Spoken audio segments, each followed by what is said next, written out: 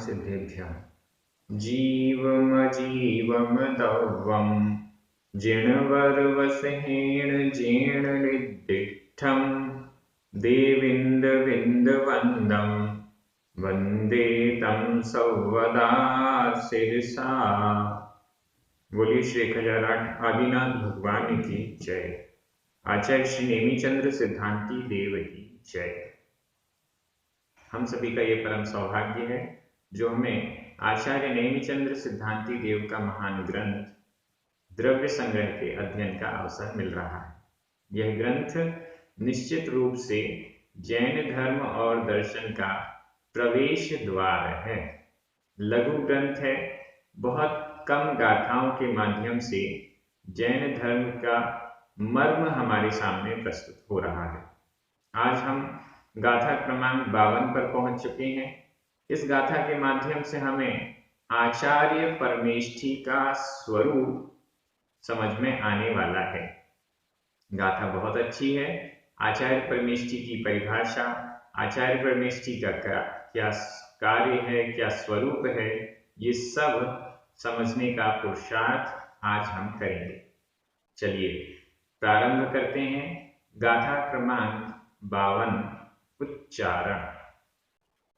दंसण दंसण, णाण णाण, पहाड़ी पहाड़ी, दंसण णाण पहाड़ी। ये पूरा एक समासित पद है। दंसण णाण पहाड़ी। वीर्य वीर्य, बा में बड़ी की मात्रा और रा में छोटी ई की। वीर्य। चारित, आधा ता पूरा ता। चारित। वर। तवायारी तवायारी। वीर्य चारित वर तवायारी, ये भी समासित पद है। अप्पम अप्पम। परम। च। जुंजई जुंजई। सो। आईरियो आईरियो। मुनि। झेओ झेओ। दंसणाण पहाड़ी दंसणाण पहाड़ी। वीर्य चारित वर तवायारी। वीर्य चारित वर तवायारी। अप्पम परम च जुंजई अप्पम परम च जुंजई। सो आयरियो मुनि झेओ सो आयरियो मुनि झेओ। बहुत अच्छी गाथा है। आचार्य परमेष्ठी का स्वरूप यहाँ पर प्रस्तुत किया गया है। सो आयरियो, सो सो यानी वह, जो ऐसा ऐसा करता है, सो वह आयरियो आयरियो आचार्य आयरियो आचार्य। मुनि यानी मुनि। झेयो ध्यान किया जाना चाहिए। सो वह मुनि आयरियो आचार्य है और उसका ध्यान किया जाना चाहिए। यहाँ झेओ, यह विधि कृदंत का अनियमित प्रयोग है। झेओ ध्यान करने योग्य या ध्यान किया जाना चाहिए। ऐसे मुनि जो आचार्य हैं उनका ध्यान किया जाना चाहिए। कौन से मुनि आचार्य होते हैं? मुनि का अर्थ है तपस्वी, ज्ञान ध्यान तप में लीन रहने वाले, 28 मूल गुणों का पालन करने वाले, 5 महाव्रतों का पालन करने वाले इत्यादि। मुनि साधु परमेष्ठी की परिभाषा भी आने वाली है, तो वो भी हम देखेंगे। सबसे पहले आचार्य की ये कंडीशन है कि वे मुनियों के जो मूल गुण हैं, मुनियों का जो स्वरूप है, उस स्वरूप का पालन करने वाले हों, और इसके बाद एडिशनल क्वालिटीज, एडिशनल क्वालिफिकेशन या एडिशनल स्वरूप यहाँ पर आचार्य परमेष्ठी का होता है।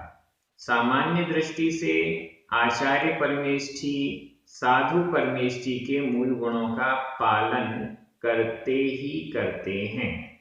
इसके अलावा वो आचार्य परमेष्ठी के जो मूल गुण हैं, आचार्य परमेष्ठी की जो विशेषताएं हैं, स्वरूप है, उनका भी पालन करते हैं। ये हमको समझना चाहिए। अब आचार्य परमेष्ठी का स्वरूप क्या है? आचार्य, आचार्य आचरण शब्द से आचार्य शब्द बना है। आचार्य आचरण, 5 प्रकार का आचरण कहा गया है।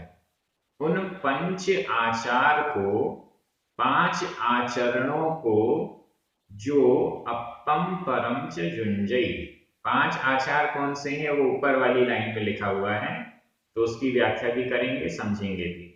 अप्पम परम च जुंजई, इन पंच आचारों में अप्पम स्वयं को, परम पर को, दूसरे को, च और स्वयं को और दूसरे को, जुंजई जोड़ता है, जुंजई जोड़ता है, लगाता है।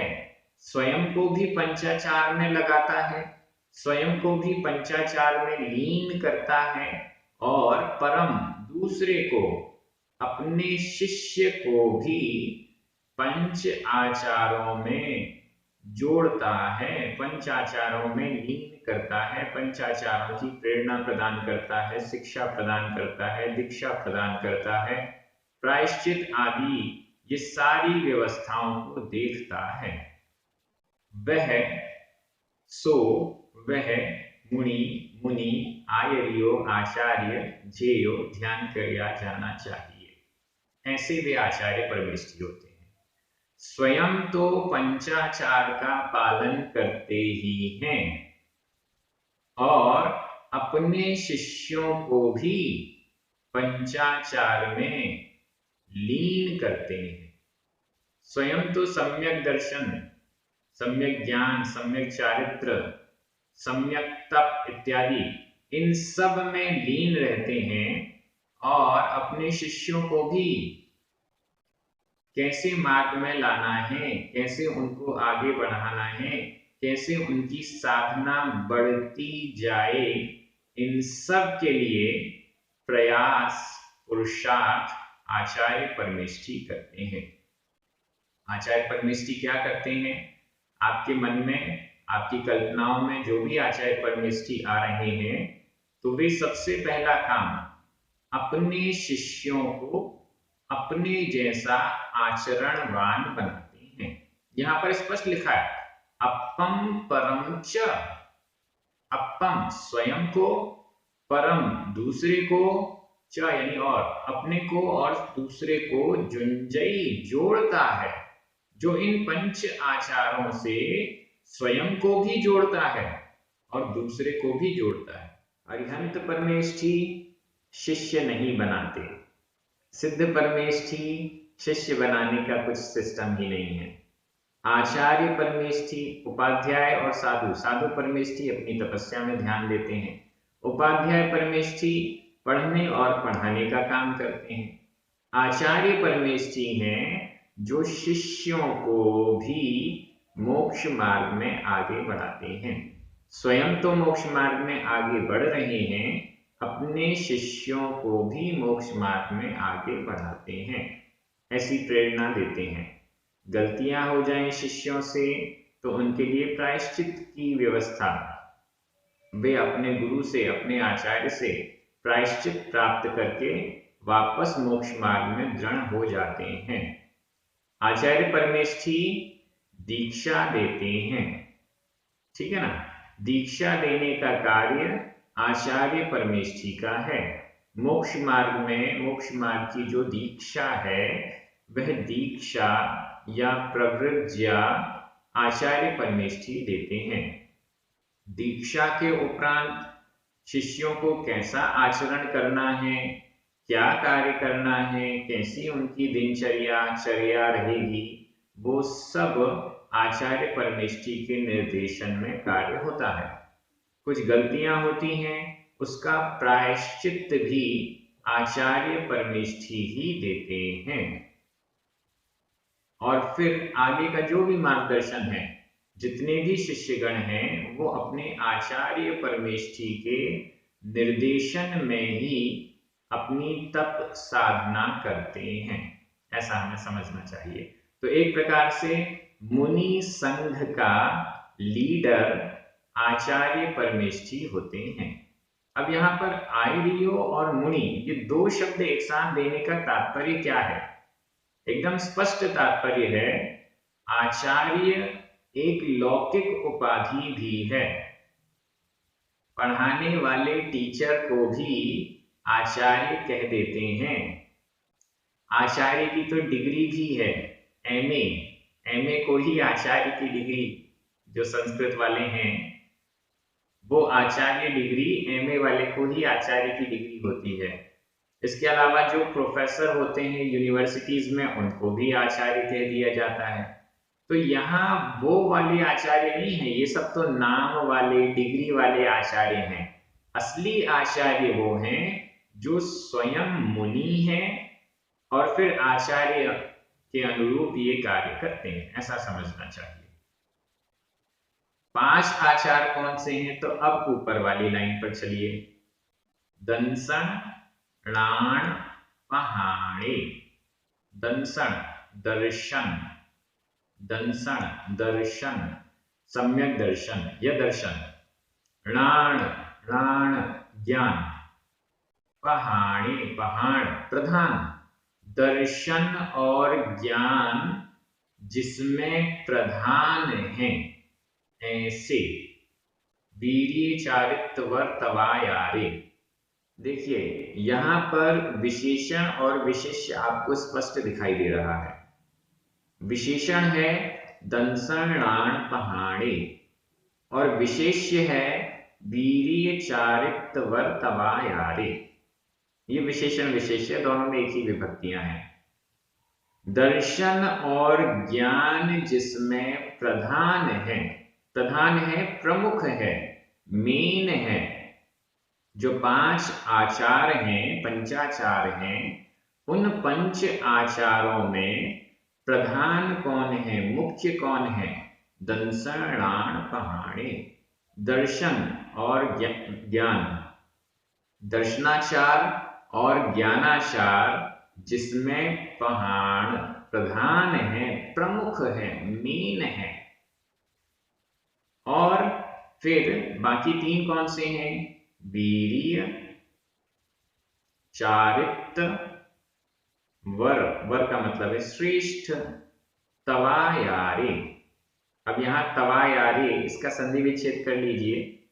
तव वा में छोटा अ, आयारे बड़ा आ, छोटा आ और बड़ा आ मिलकर बड़ा आ हो गया। तव आयारे, तवायारे। तव का अर्थ है तप, आयार आचार, आचार शब्द आयार शब्द सब में लग जाएगा। दंसन आयार दर्शनाचार, णाण आयार ज्ञानाचार, वीर्य आयार आचार वीर्याचार, चारित्र आयार चारित्राचार और तप आचार तपाचार। ये 5 आचार हो गए। दर्शनाचार, ज्ञानाचार, चारित्राचार, तपाचार और वीर्याचार। इन पंच आचारों में जो अपम स्वयं को, च और परम दूसरे को शिष्य को जुंजई जोड़ता है, सो वह मुनि आयर्यो आचार्य झेयो ध्यान किया जाना चाहिए। एकदम सिंपल। 5 आचार में जो स्वयं को और अपने शिष्य को जोड़ता है, ये 5 आचार हो गए। वर का अर्थ है श्रेष्ठ। अब इसको हम तप के साथ भी लगा सकते हैं, चारित्र के साथ भी लगा सकते हैं, बीच में आया है, दोनों तरफ उसका प्रयोग कर सकते हैं, या 5 में प्रयोग कर दीजिए, उसमें भी कोई प्रॉब्लम नहीं है।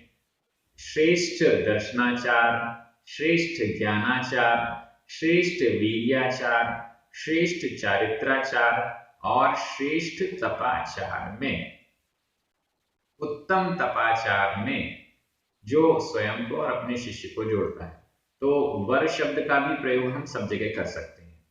अब इन पंचाचारों का स्वरूप क्या है, इसको एक एक करके समझ लेते हैं। सबसे पहला है दर्शनाचार। दर्शन के योग्य आचरण, दर्शन के अनुरूप आचरण। दर्शन का अर्थ है सम्यक दर्शन। सम्यक दर्शन स्वयं का तो पुष्ट करते हैं, अपने शिष्यों का भी सम्यक दर्शन पुष्ट करने में सहयोग करते हैं, निर्देशन करते हैं। सम्यक दर्शन को प्राप्त करना, सम्यक दर्शन को पुष्ट करना, सम्यक दर्शन के योग्य आचरण करना, ये सब दर्शनाचार है। सम्यक दर्शन कैसे बढ़े, सम्यक दर्शन कैसे मजबूत हो, मिथ्या दृष्टि जीव कैसे सम्यक दृष्टि बने, इन सब के प्रति पुरुषार्थ दर्शनाचार के अंतर्गत आता है। यह है दर्शनाचार।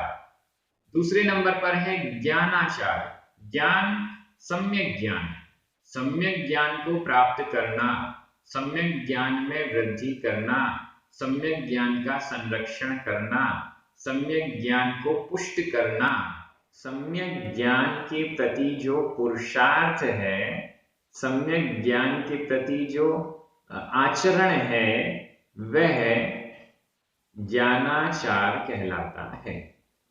ये दूसरे नंबर पर हो गया। ये दर्शन और ज्ञान प्रधान है। सम्यक दर्शन नहीं, सम्यक ज्ञान नहीं, तो आगे की बात करना मुश्किल है। ये दोनों प्रधान रूप से हो गए। आस्था, श्रद्धा मजबूत होना चाहिए और आगे भी तभी बढ़ पाएंगे। चारित्र तब आगे बढ़ेगा जब ज्ञान भी हो, तपस्या तब आगे बढ़ेगी जब ज्ञान भी हो। इस दृष्टि से सम्यक दर्शन और सम्यक ज्ञान दोनों प्रधान भूत हैं। इस दृष्टि से ही दर्शनाचार और ज्ञानाचार को प्रमुख या प्रधान कहा गया है।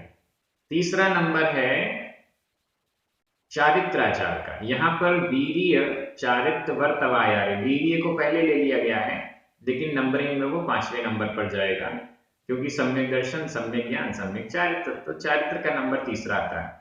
चारित्राचार, चारित्र, सम्यक चारित्र, स्वयं तो सम्यक चारित्र का पालन करते हैं, उत्कृष्ट चर्या को धारण करते हैं और अपने शिष्यों को भी उत्कृष्ट चर्या की ओर ले जाते हैं। सम्यक चारित्र को बढ़ाना, वृद्धि करना, सम्यक चारित्र को पुष्ट करना, सम्यक चारित्र का संरक्षण करना, सम्यक चारित्र को के बढ़ाने के लिए प्रयास, पुरुषार्थ करते रहना, यह सम्यक चारित्र है।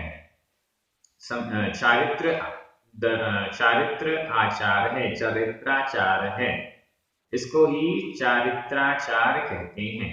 सम्यक चारित्र के वृद्धि में, संरक्षण में जो भी पुरुषार्थ, प्रयास चलता है, उसे चारित्राचार कहा जाता है। चौथे नंबर पर है तपाचार। तपस्या के विषय में अलग अलग 12 प्रकार के तप, 6 अंतरंग और 6 बहिरंग, इन तपों को बढ़ाना, समय समय पर अलग अलग प्रकार के तप कराना, कौन किस तप को करने के योग्य है, शारीरिक क्षमता आदि देखकर एकासन उपवास आदि के नियम दिलाना, प्रोषदोपवास के नियम दिलाना, ऊनोदर आदि के नियम दिलाना। कई बार भावनावश तपस्या ज्यादा करने वाले भी होते हैं कि हमें तो ये भी करना, ये भी करना। तब आचार्य परमेष्ठी उनकी योग्यता को देखते हैं, उनकी क्षमता को देखते हैं, उनकी भावना को देखकर कितना तप करना है उसका भी निर्देशन आशीर्वाद देते हैं। अक्सर साधुगण आचार्य परमेष्ठी के पास पहुंचते हैं, हमें तो 10 दिन के उपवास, हमको 15 दिन के उपवास करने हैं। आचार्य परमेष्ठी उनकी शारीरिक क्षमता, योग्यता और सब चीजों को देखकर फिर उनको इसकी आज्ञा देते हैं अथवा नहीं देते हैं, ये सब उन पर डिपेंड करता है। तपस्या को कैसे बढ़ाना है, स्वयं की तपस्या को कैसे बढ़ाना है, अपने शिष्यों की तपस्या को कैसे बढ़ाना है, उसका प्रयास, पुरुषार्थ तपाचार कहलाता है। और 5वें नंबर पर है वीर्य। वीर्य, वीर्य का अर्थ होता है शक्ति। इन चारों के प्रति शक्ति, इन चारों के प्रति सामर्थ्य, उस शक्ति सामर्थ्य को भी बढ़ाना। सम्यक दर्शन, सम्यक ज्ञान, सम्यक चारित्र और सम्यक तप, इनमें कैसे शक्ति बढ़े, इनको करने के लिए शक्ति कैसे बढ़े, क्षमता कैसे बढ़े। क्योंकि कोई भी तपस्या है, शुरुआत में शरीर एडजस्ट नहीं करता है, धीरे धीरे वो तपस्या की श्रेणी को बढ़ाया जाता है और शरीर उसके योग्य बनता जाता है। तो यह कहलाता है क्षमता यानी शक्ति, इसे वीर्याचार कहते हैं। पंचाचार के पालन अनुरूप शक्ति को बढ़ाना, शक्ति को स्थिर रखना, संरक्षण करना, बढ़ाना, ये वीर्याचार कहलाता है। ये पंचाचार का स्वरूप हो गया।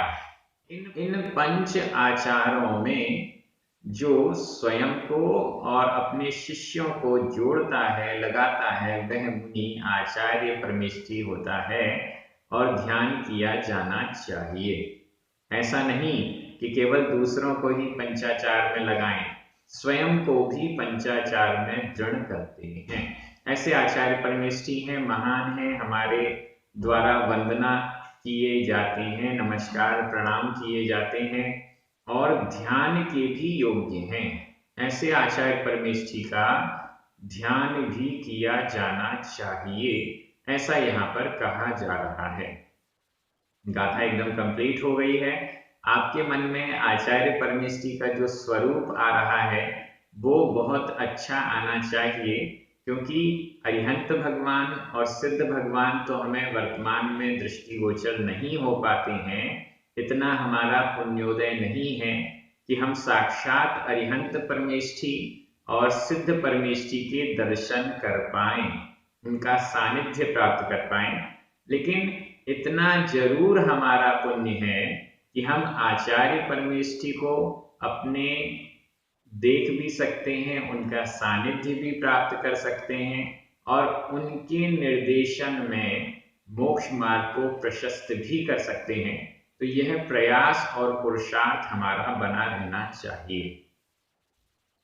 गाथा कंप्लीट हो गई है। अब अन्वय बड़ा सरल है, आपके मन में हिंदी अर्थ चलना चाहिए। दंसन लाण पहाणे वीर्य चारित वर तवायारे अप्पम परम च जुंजई सो मुनि आयरिओ जेयो। प्राकृत की इन गाथाओं में अन्वय लगभग सही रहता है, थोड़ा सा एक आध शब्द आगे पीछे करना पड़ता है। अब मैं हिंदी अर्थ कर रहा हूं, आपकी नजर प्राकृत शब्दों पर जाना चाहिए। दर्शन और ज्ञान जिसमें प्रधान है, ऐसे